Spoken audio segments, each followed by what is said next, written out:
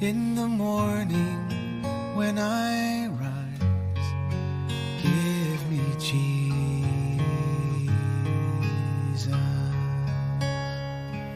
Hello again. So you don't have to worry about your behavior in terms of being right with God. Your behavior has nothing to do with you being justified before God, in terms of you being sanctified for God. Oh, when I have that kind of conversation, when I say it's just about believing on Jesus, it's not about what you do, it's not about your behavior, I get so much pushback because people say, Dave, you still have to be good. You can't just do anything you want to, except you can. Because the issue is, what do you want to? See, I'm like Paul, and I think you are too. Go to Romans chapter 7.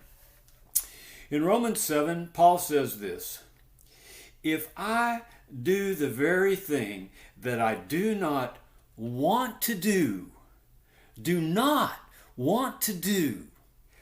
if I do the very thing that I do not want to do, then I agree with the law, confessing that the law is good. See, we don't throw the law away. We just don't try to obey the law to satisfy God. Because once we say yes to Him, we're a new creature. We're born again. We're born of the Spirit. God lives in us, and our want-tos necessarily change because we start becoming the very person that God intended us to be before the foundation of the world. I want to show you that in Scripture.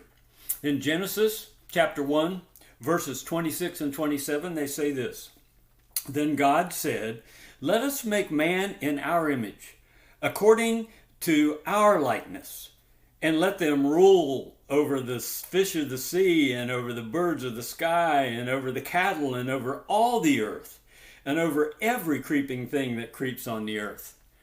Are you listening? Verse 27. God did create man in His own image. In the image of God, He created him, male and female, He created them. See, God created us in His image, and then we learn in 1 John chapter 4 that God is love. God created us in His image of love. God is love. He created us to be love.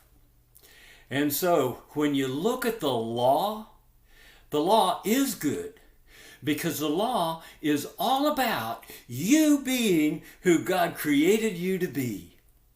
Oh, look at Matthew chapter 22. I want to start in verse 35. One of the Pharisees, a lawyer, asked Jesus a question, testing Him. Teacher, which is the greatest commandment in the law?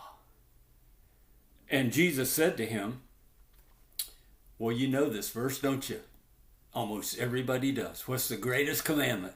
And you will quote immediately, you shall love the Lord your God with all your heart, with all your mind, and with all your soul. Well, first of all, his question was, what is the greatest commandment under the law? We're talking about law here, and Jesus is the end of the law. Don't forget that. But we still need to behave well, because that's being who God created us to be. Let me show you that.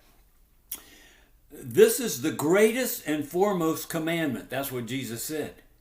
And then He said, the second is like it. You shall love your neighbor as yourself. Now, are you listening? On these two commandments depend the whole law and all the prophets. I have been all about, since before the foundation of the world, all of my commandments are all based on love. Loving me, loving others, because you were created to be love.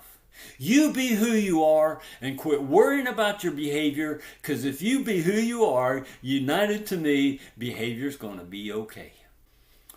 Can you see that in the Scriptures?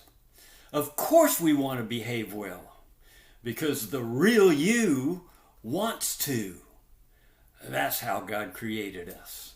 We're created in His image to be lovers. Behold that today. See yourself as the lover that God created.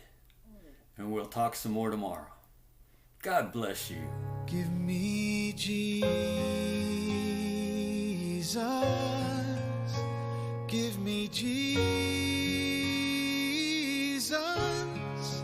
You can have all this world, but give me Jesus.